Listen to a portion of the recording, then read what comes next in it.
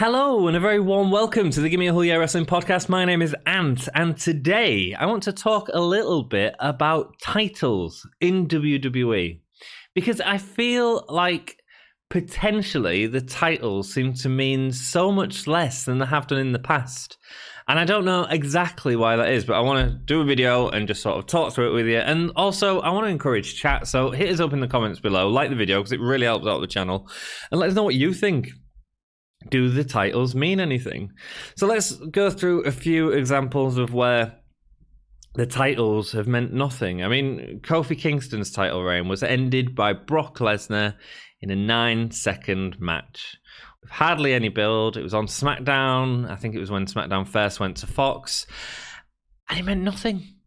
It was won by a guy who's not around very much. So we only really see him on the Big Fours and the occasional B-show pay-per-view, but very rarely. Saudi shows he'll turn up to because money speaks volumes, you know? It didn't mean anything. Kofi's run, getting the title, was wonderful, and is in my example later on of a great sort of title win, where the title sort of meant something. But this, the way it ended, was horrific. And at least we got to see a little bit of them fighting at the Royal Rumble. But again, it didn't feel like any sort of conclusion to a story. That didn't feel like a conclusion to Kofi's story. It just felt like Brock's back. Brock's winning the title. And don't get me wrong, I get that Brock is an absolute spectacle. I get that his matches are something to get excited about. Whether they're good or bad, depends on who he's working with. But he's not around enough to sort of carry that title in the house shows at Raw each week and sort of make it feel like it's important.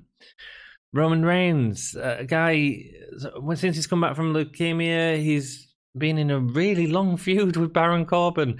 But we know at some point he's going to be back in the title picture. And it never excites me. I never get excited because I know at some point Roman Reigns is going to take it because the company keeps pushing us down his throats. And for me, that then means that there's no story going into it. It's just another way to try and get Roman over. And that, to me, is uninteresting. The Fiend, another example, winning the title. When The Fiend first come Survivor Series against Finn Balor, everyone was really excited by it. It was exciting. His character work was great. It was the mystique of it. Very early on, he gets put into a title picture with Seth Rollins. They did the weirdest Hell in a Cell match, and we all know how awful that was, and we can probably talk about that in another video. But it made no sense. It made The Fiend look weird. Then they decided that people were turning against Rollins because of it, so they had to give the titles to The Fiend, so they give him to it at one of the Saudi shows afterwards. And here's the thing about The Fiend. He never needed a title. He never needed it. If you look at a guy like Undertaker didn't have his first title run until Survivor Series 91, I think it was, November the 27th. He lost it a few days later at this Tuesday in Texas. The Undertaker had great stories years prior to that. And that was all... I mean, that was partly Hogan's backstage politicking. But what I'm saying is The Undertaker didn't need a title. The Undertaker hasn't had that many title wins. He's had a fair few, especially for the length of time he's been in the company. He hasn't held the title that many times. Taker didn't need the title. Kane... Look at when Kane come in. I mean, we're sort of covering that on our Wrestling Rewind series that we're doing at the minute. Go check that out. They're doing a great job. They do a great job of building Kane. They give him stories. It's a great story with The Undertaker. They have him battling Vader the Monster and sort of building up this character. Eventually, he does sort of get the title, but I don't even know if Kane ever needed it. I think that was more because the title was being thrown about all over the place. And I'd argue that if you start going that way as well, it ends up meaning less. Instead, with The Fiend, the titles become a toy.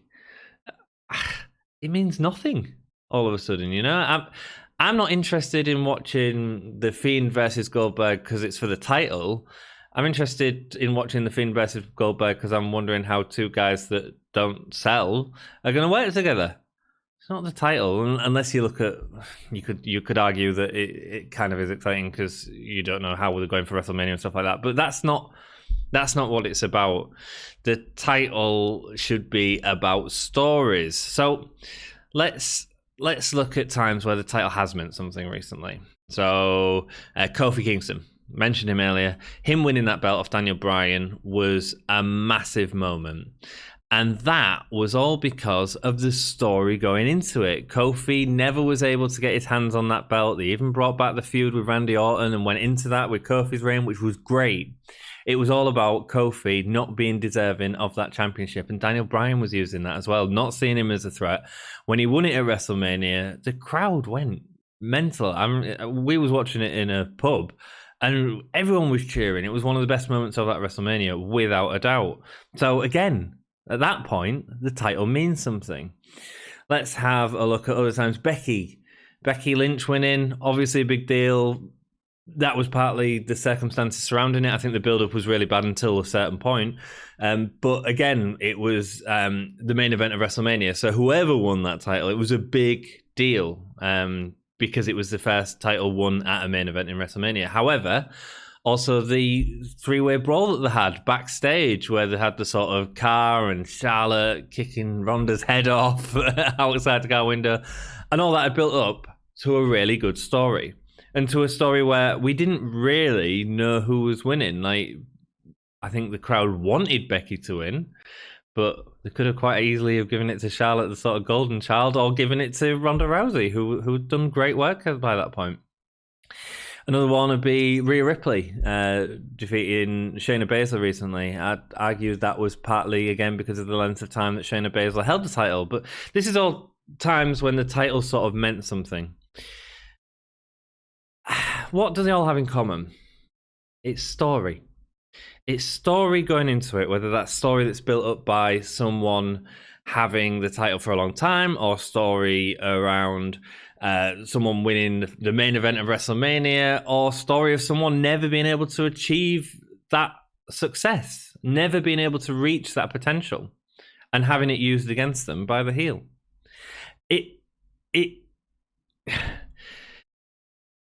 A title win, in my opinion, should be an ending to a story. Whether that's winning the title or retaining a title, I think retaining the title should be just as big as winning the title.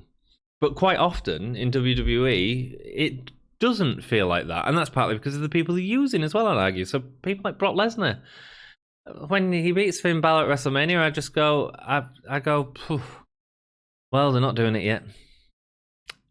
It's not a story. And if you've got a guy who's holding a title who's hardly around and sort of getting someone else to do promos to sort of build up the match, we don't have the story there. And that's what we're missing. It leads us as fans to become quite disengaged with the product, I think. Another thing that I think could help titles mean something again, it comes down to story, I suppose, again, but it's promos.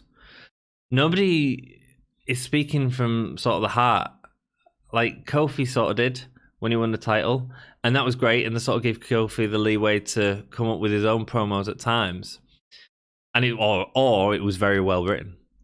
But I feel like if they let people talk more about winning the title and about letting their passion come out, and so that we can believe in it as fans and get behind them, then actually that would do wonders for the product, and maybe the titles will start meaning something. Another guy that I think the title did great with the title was The Miz with the Intercontinental Championship a few years ago. It really sort of elevated that belt. It's interesting.